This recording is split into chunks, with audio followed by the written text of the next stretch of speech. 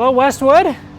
Coming to you on a rainy, kind of cold afternoon in late May. But want to talk to you a little bit about what's to come here at the beginning of June, on June 7th, when we hopefully reopen for worship together in person for the first time in a few months.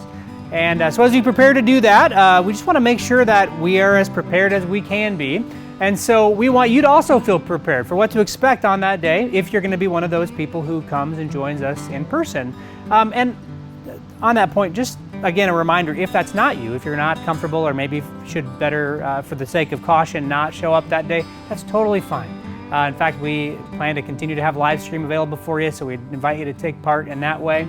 But if you do plan to come in person, we do want to have you know what to expect. So we're going to do a little quick walkthrough here. As you walk up on that day, you should be greeted by people who have masks on and gloves on, who are ready to open the door for you, so you don't have to touch any door handles or anything like that. Do I have to get this one for myself? Oh, thank you. Appreciate that very much. Thanks.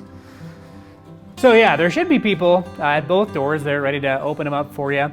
And then as you come into this space, what you'll probably notice is anybody who's greeting or serving in any way will have masks on and have gloves on. And hopefully you'll see lots of other folks with masks on too. We're encouraging all of you who are willing to wear masks. It's out of courtesy for others.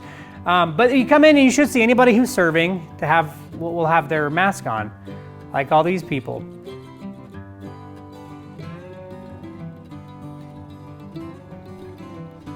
Because that's not getting old yet. I should probably put my mask on too since we're inside now. Come along this way, we'll check out the worship center.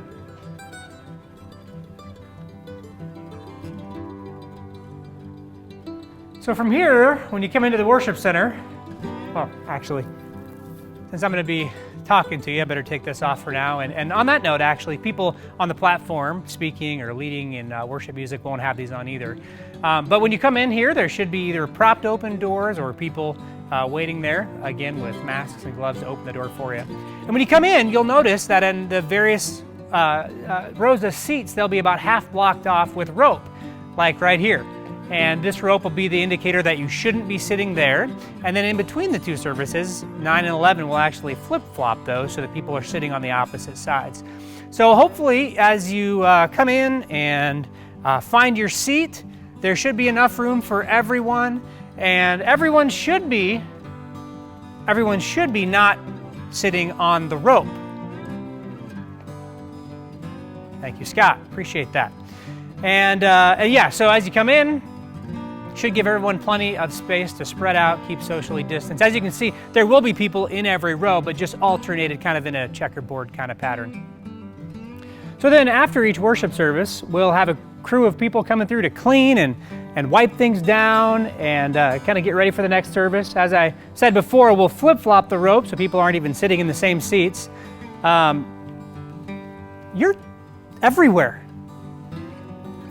I would say it's impressive, but mostly it's creepy.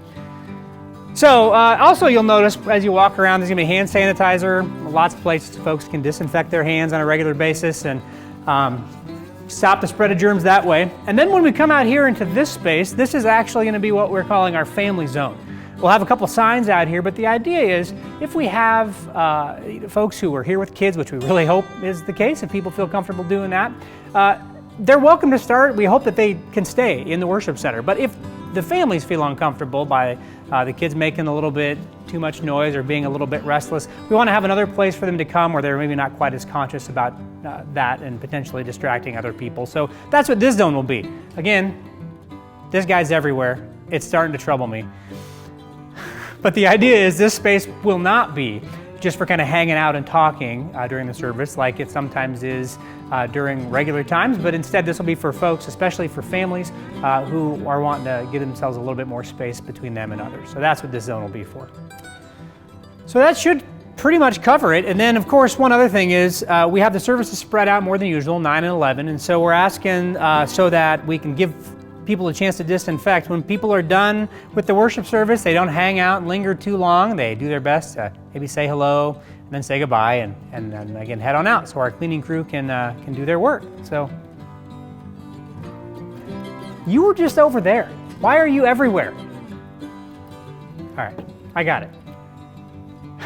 I'm tired of dealing with that, honestly, so I'm going to take off too. But we do hope to see you, anybody who's willing and able to join us on June 7th in person for worship, as we are for the first time able to gather back together again in person. So until then, so long.